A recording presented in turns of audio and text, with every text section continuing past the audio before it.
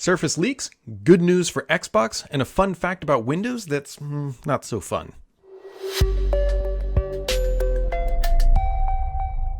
Happy Friday, friends. Happy Friday. Hopefully you had a wonderful week, but if I'm not going to kick this podcast off with a lie, it's technically late Thursday evening here where I'm recording. I got a commitment Friday morning, and just wanted to, I wanted to record this. That's what I enjoy doing on Fridays, and so here we are, Thursday night, but Friday morning to you. And a lot of news this week, even though Apple held their event on Tuesday, and they kind of sucked up a lot of news cycles. There was still plenty to talk about in the world of Microsoft and beyond. You've got some big Xbox stuff going on. You got a bunch of Surface leaks. So let's just dive into the tech news, my friends, because Microsoft kicked it off this week by announcing a joint venture with Oracle. So Oracle Database Azure Services is what they announced.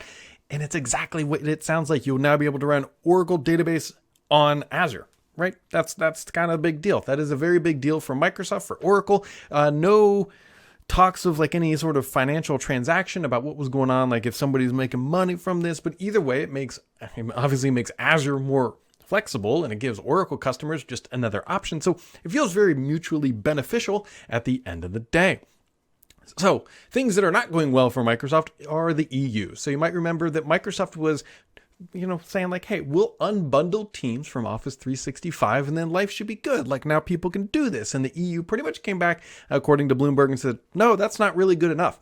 And so we don't really know where this is going to head, because if you think about it, Microsoft is kind of in a win-win situation. Think about it here. So if the EU comes back and says, look, you unbundled Teams and now it's too expensive. You got to lower your price. Well, that just makes it harder for literally every other company to compete, because now you're competing against $1 trillion company who has a lower price because the government told them to do that. Now they could come back and say, you know what, that's too cheap. You need to raise the price so it's better for Slack. And Microsoft will be like, oh, darn, everybody, you now have to pay us more money. So Microsoft is going to make more money because the government told them to. The EU did, I shouldn't say the government, whatever you want to classify them. So in that regard, Microsoft will be like, I'm sorry, guys, you're going to pay more money for the same service. That's what we got to do. So sorry. Thanks for all the extra revenue. We don't really know what this is going to come down to. It's more than likely going to be more things, potentially more options, potentially saying like, hey, tools like Slack need deeper native API integration. We will find out, but it looks like Microsoft is not able to get out of the limelight of the EU. So we'll see. Now, next week, Microsoft is going to be hosting their, we think of it as a Surface event, but we'll just call it a Microsoft Windows AI event, whatever we want to call it, in September. It's happening next week. And so there's a lot of things that are going to be happening. So officially, not leaks, Microsoft today, or on Thursday, I should say, announced the new snipping tool update and some updates to photo apps. So now the snipping tool, you can now snip something and then you can extract the text, a little OCR recognition. And the Photos app can now do animated photos, like think of them as live photos on, was it live photos on Windows Phone? But they're those types of photos. It works for Android and Samsung phones, but does not work for iPhones. We'll see if they ever do come to that. But either way, just some more stuff. There's also the background removal tool in the Paint. I suspect we might see this stuff on stage at Microsoft's event, right, as part of their sort of AIing of Windows. So just little things like that. Now, on the Surface side, the leaks were much more serious. WinFuture.de found basically store listing pages for a lot of Microsoft stuff on the hardware side, and it pretty much spoils it. So if you don't want to know what Microsoft is going to announce on the Surface side, maybe tune out. Maybe there's extra things we don't know about. Either way, so Surface Laptop Studio 2, that was expected. They're going to be running Raptor Lake CPUs. These are the H series, also RTX 40 series GPUs. Looks like up to a 4060. You can also get up to 64 gigs of RAM and 2 terabytes of storage. It'll be starting around $2,400 and going way north from there. Just do not expect a 4060 in a $2,400 Surface Laptop Studio. Just keep that in mind. We're also expecting to see a Surface Laptop Go 3. That is a spec bump to a Core i5, the 12th generation, although they're reporting that the price may jump significantly to close to $1,000 entry price. I'm just going to take that with a little bit of pinch of salt, if you will. We'll wait and see what pricing Microsoft comes out with next week, so we don't have to wait too long. But it looks like they're going to jack up the specs a bit and then raise that price even more at the end of the day. Also, the Surface Go 4 seemed to be missing, and according to Windows Central, and this is something I had been hearing too, is that it might only be commercially available. So this is the Surface Go. This is, I think, a 2. And so these things might only be commercial products at the end of the day. And I mean, basically at the end of if that happens, if the Surface Go 4 is commercial only and the Surface Laptop Go 3 goes up to like $1,000, like RIP entry-level Surface hardware at the end of the day, right? Because what's going to be the entry-level pricing? Certainly not this, certainly not a Go, because won't be able to technically buy one. Maybe like a last-gen Surface Pro, but we're not even seeing a new Surface Pro with this. So Microsoft might be really just laser focusing in on the products that have margins that make money for them and kind of stepping away from the things that they don't. So we will find out. We don't have to wait too long, because obviously next week we'll get all the details and all the other fun stuff that Microsoft is working on. So we will keep that in mind. Now, the fun fact, actually, this comes from my buddy Paul Thurrott, which is not so fun. This is kind of scary, actually. If you have a Windows PC and you hold, I should say, Control, Shift, Alt, Windows key, and L. It is a mouthful. It's a lot of keys. It's nothing you would accidentally hit. No matter what you do, it will launch LinkedIn. That is like a hard-coded hotkey to launch LinkedIn. I'm curious if Microsoft uses this in some sort of backwards way where they have like a LinkedIn icon and you click it, and rather than like launching it some smart way, it just uses that hotkey. But there's your fun fact of the day. LinkedIn is hard-coded into a hotkey. Good luck, everybody. I don't know. Maybe we will see more with what's happening on LinkedIn. Now, on to the gaming news, because there's a lot. We got Starfield, we got Unity, we got a whole bunch of stuff. So Xbox Game Pass Core is now officially available. You can go buy it. Actually, if you have Xbox Live Gold, I believe you're rolled into Core, I think is actually how it's working. So you're probably already using it.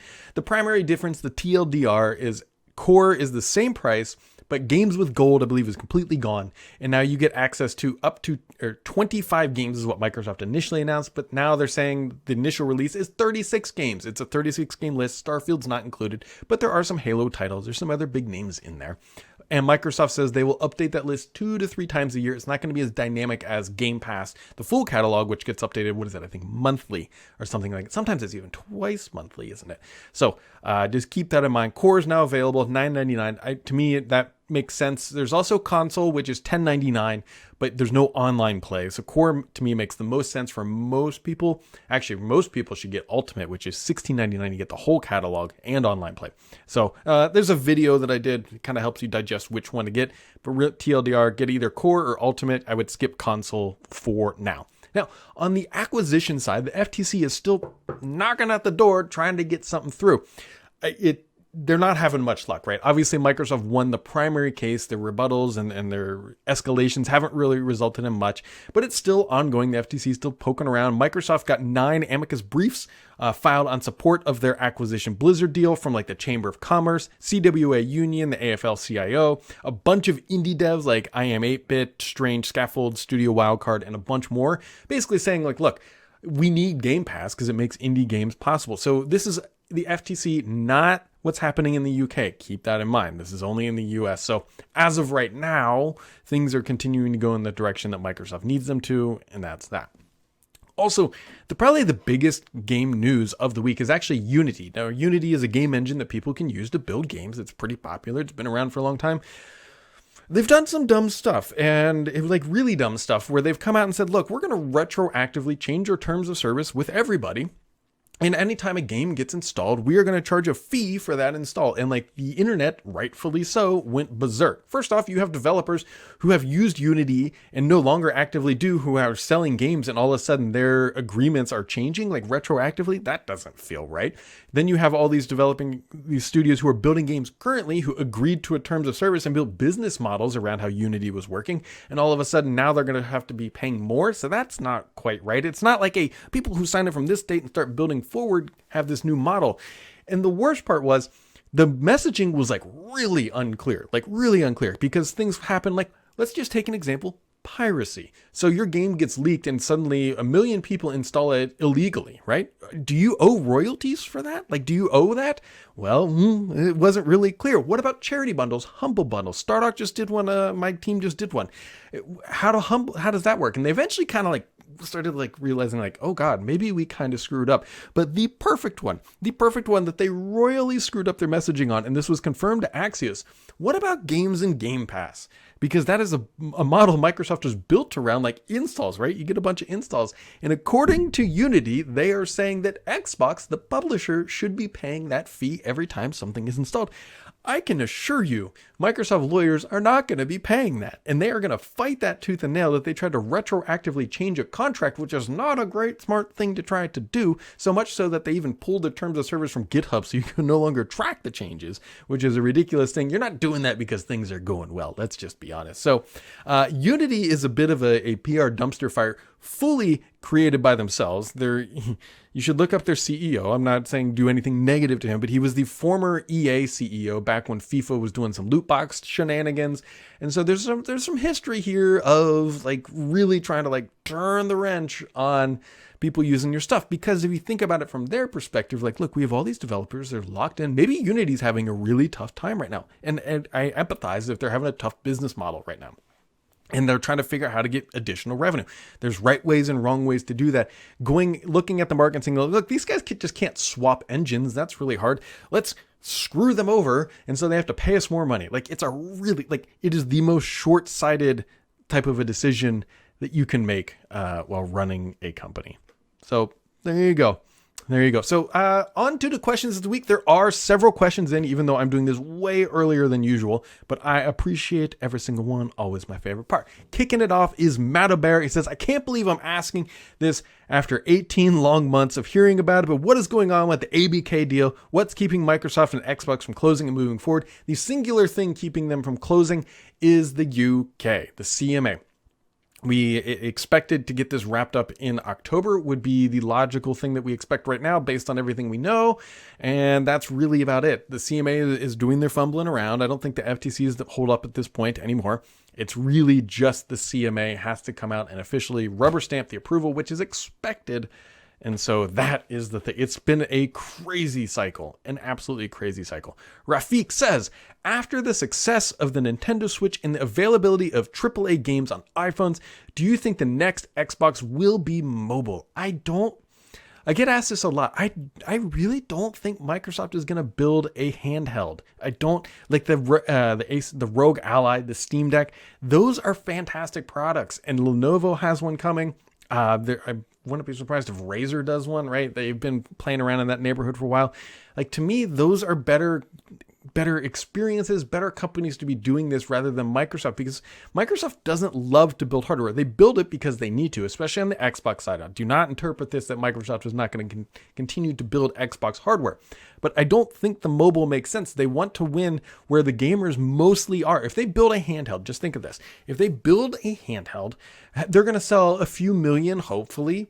If they can perfect the experience on an iPhone, they already have access to billions of users at the end of the day. It's a much easier model. Someone's going to write in and say, why don't they do both? They could, but it just seems like the reward for being able to do it well, and a lot of this hinges on what's going on with iOS and Android right now. Remember, these third-party mobile stores are still floating out there, and that's where Microsoft thinks and hopes it can win. And so I think that is going to be their mobile initiative rather than trying to build a Switch competitor, because let's be honest, one of the reasons Nintendo does exceptionally well is that is their primary console. If Microsoft didn't have a Series X and S, and they're like, we should build some hardware, yeah, a mobile device might make sense, but that's not the arena that Microsoft is in right now. Tate Money says, what are your thoughts about the Unity debacle going on? You can roll back the podcast just a little bit to kind of dig into that, but it's one of those things. This is something that could be like a career-ending move. Like, if Unity truly goes off the deep end because of the messaging and things of how they went to market with this change, like, it could be that they could clean out the C-suite because of this. Like, this is potential to do irreparable harm to it, because let's be honest, like, if the same group of management comes out next week and says, you know what, guys, you're right, we're going to roll all this back. We all know that they're still thinking, like, how can we do this? How can we get away with this? What's the smarter way? And then it'll come back in some capacity. And again, they're going to be impacted long term. And so, Mr. PKI, it says, we know you are not attending the secret Surface event. I wouldn't call it secret anymore. It's public. Surface event next week. What do you expect will be the surprise that nobody is expecting from Panos? I'll tell you what I hope we hope to see, right? The hardware looks like it's out there right now. I hope... The surprise that I would love is that Microsoft comes out and says, like, Windows 12, it's coming. That would be great. That would be an awesome surprise. Get the hype up and be like, look, Windows 12 is coming. Here's our vision. Here's how it's going to happen. It's going to take us a year to bring it to market, but you can download it starting January or something like that, right? That's what I would love. That would be the secret surprise that I think would generate a ton of noise for this event. I don't know if they're going to do that. I'm going to be watching very carefully to see how they position AI, right, throughout their OS, right? We've seen snipping tool. We've seen paint. Does Microsoft have something else coming down the line? We still really haven't heard the narrative of how they're going to do it on the consumer side. Yes, there's Copilot. Is there going to be like a consumer pilot, or what are we going to see? Those are the things that I'm going to be paying really close attention to, and really keep your eye on what version of Windows they are running on stage. Remember, Microsoft has a history of showing off builds that have not been released publicly, and so those who watch closely tend to find little surprises. So there you go. There you go, my friends. It has been a week. It's been an interesting week. A lot going on. Techtember is steamrolling downhill. We've had an Apple event. We'll have Microsoft. We'll have a Google event. We will see what else is coming down the pipeline. Keeping an eye and an ear open for how Microsoft and Xbox are going to position themselves in the holiday shopping season. So as always, my friends, make sure to keep it subscribed to this podcast, because the only BS here is me.